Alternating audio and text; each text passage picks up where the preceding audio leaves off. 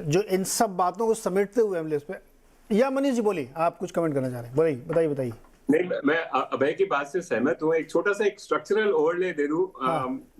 इस पे मेरा काफी कॉन्टेस्ट होता है लोकल फंड मैनेजर से, जो काफी बुलिश है इंडियन मैन्युफैक्चरिंग पे। तो एक बेसिकली फार्मा एक बहुत बड़ा टेस्ट केस है कि अगर Indian manufacturing had to revive in a significant manner, तो फार्मा एक ऐसी इंडस्ट्री थी जिसमें हम एक बेसिक सीड इन्वेस्टमेंट पिछले 30 सालों में कर चुके थे, और उस स्पेस में हम थोड़े कंपेरेटिव भी हैं। उस स्पेस को छोटा मोटा चाइना विकेट भी किया है, स्पेशली केमिकल लेवल पे। उसके बाद में भी पिछले 2015 के भाव पे हैं हम फार्मा इंडेक्स में। तो ये बेसिक बताता है कि जो मैन्युफैक्चरिंग है नीरज, वो एक purely from economic stand point एक थोड़ा सा डिफिकल्ट नट टू क्रैक है। उसमें एक बहुत बड़ा इकोसिस्टम की जरूरत होती है, जो हो सकता है कि हम बिल्ड कर पाए, लेकिन उस पे बेट करना मार्केट पॉइंट ऑफ व्यू से जनरली अभी तक मेरे को लगता है कि वो मिसप्राइज रहा है रिलेटिव उसके कि जो सर्विस इंडस्ट्री होती है वो अगेन उसमें स्ट्रक्चरली एक प्लग एंड प्ले होता है, जिसके अंदर एज लॉन्ग एज आपके पास में टैलेंट अवेलेबल है, तो बाहर का इकोसिस्टम में आप अपने टैलेंट को plug and play through good communication technologies and reasonable aggregation जो हम कर सकते हैं, आप सर्विस इंडस्ट्री को अच्छे से जो ऑफशोरिंग है उसको एक्सप्लॉइट कर सकते हैं। तो अगर इंडिया पे अगले 5-10 सालों का फिर से अगर आपको बेट लेना है, तो एक जो पॉपुलर नैरेटिव है, फाइनल पॉइंट कि मैन्युफैक्चरिंग इंडिया में रिवाइव हो जाएगा, रिलेटिव टू दैट एक बेटर नैरेटिव यही है जो पिछले 30 साल से रहा है कि इंडियन सर्विस इंडस्ट्री जो है relative to rest of the world services में हमारा प्रोपोर्शन और मार्केट शेयर बेहतर होता चला जाएगा। तो मेरे ख्याल से वो अच्छा सेक्टर है रिलेटिव टू मैन्युफैक्चरिंग, और फार्मा उसका एक बहुत बड़ा टेस्ट केस है, is the only point I wanted to make. Okay, अच्छा 10-10 सेकंड में एक जवाब देंगे आप लोग? अपने इंडियन मार्केट का बॉटम बन गया है कि अभी और बनना है? ऐसे बड़ा अजीब सा सवाल लगता है, लेकिन मेरे को पूछना है ये।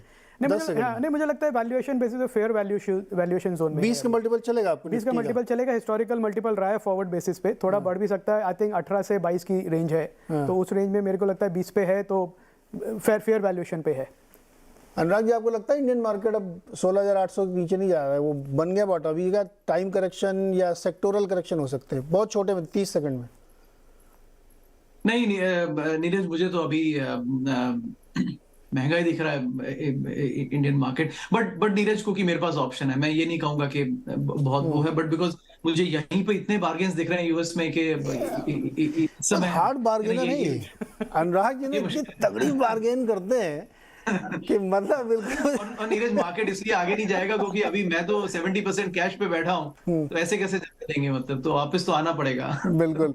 Manish ji, my personal interest. Neeraj ji, एक छोटी सी बात कहूँ, बहुत छोटे में। हाँ, मैं इनसे बहुत सीखता हूँ। I think hats off to his macro sense, you know, और पता नहीं लोग YouTube पे क्या क्या सुनते रहते हैं, but I would urge people to listen to these kind of discussions. अरे सर, मैं आपको बताऊं, मनीष जी जो है, ही इज अ जेम।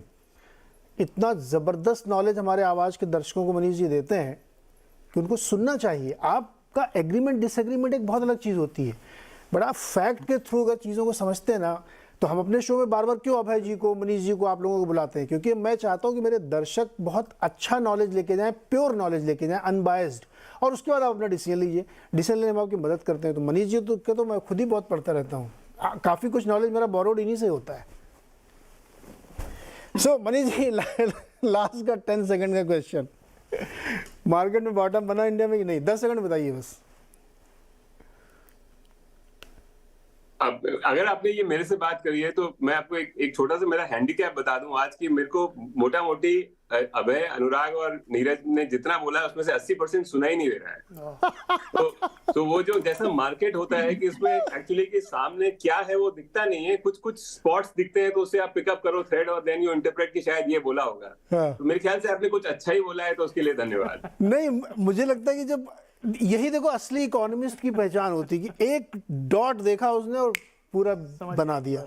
बिल्कुल, आपने बिल्कुल वही सही सुना जिसमें आपने रिएक्ट किया है। हम लोग आपकी तारीफ ही कर रहे थे कि आप बहुत बढ़िया जानकारी देते हैं। तो चलिए, समय बिल्कुल समाप्त हो गया है आज के शो का, लेकिन मैं अपने दर्शकों को ये बताना चाहता हूँ कि नेक्स्ट वीक मैं कोशिश करूँगा कि 2 बहुत इम्पॉर्टेंट शोज़ करूँगा मैं, जो शायद आपने अब तक नहीं देखे होंगे।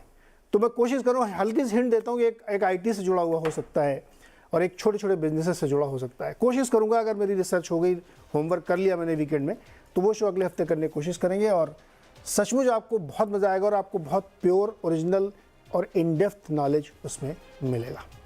तो लंबे वीकेंड को एंजॉय करिए, हेल्थ का ध्यान रखिए, पिक्चर देखिए और हमें ट्विटर पे बताइए कि आपने क्या किया। बहुत बहुत शुक्रिया।